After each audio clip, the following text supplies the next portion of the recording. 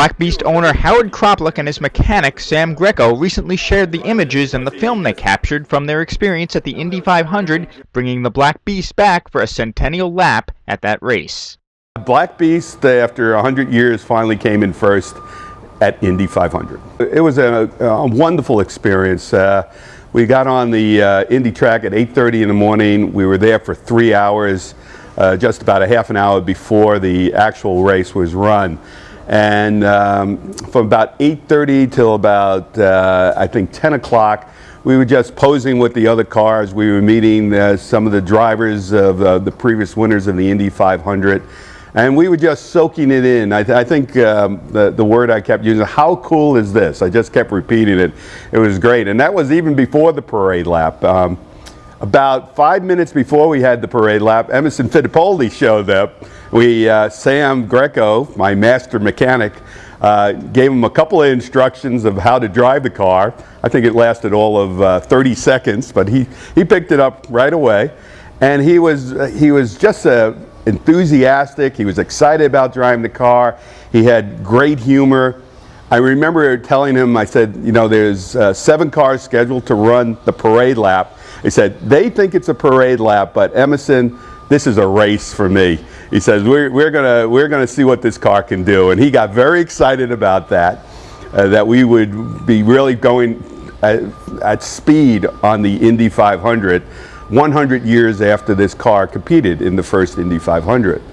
So we were the second car scheduled to go out. The Marmon, the 1911 Marmon that won the 1911 race, was the first car out. And they had trouble starting the car, and they were pushing the car out. I think they finally got it going, and about a minute later they told us to go.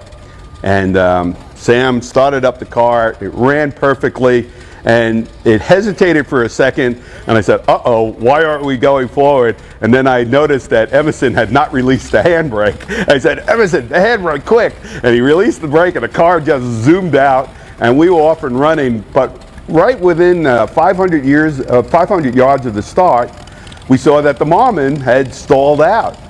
And so we were very respectful. We were right behind the Marmon, and we were waiting patiently to see if they could get it started. And then one of the race coordinator came up to us and said, guys, I want you to take the lead.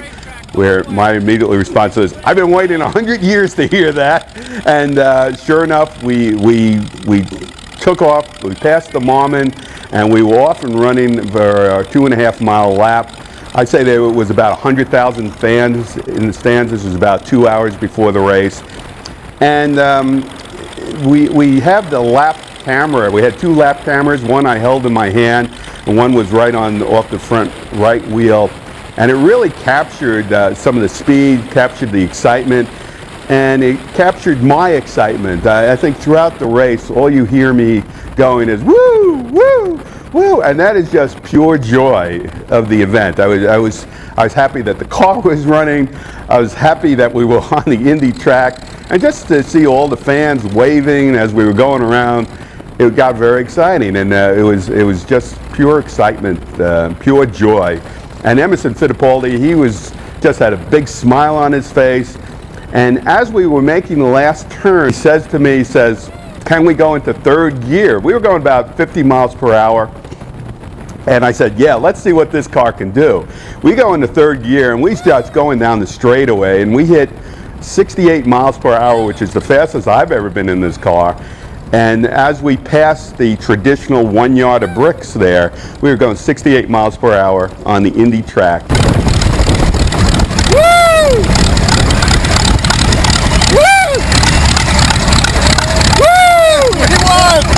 We won! 100 years it took, we won!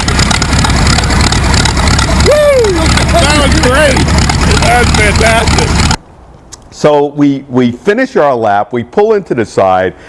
Again, I'm as excited as can be.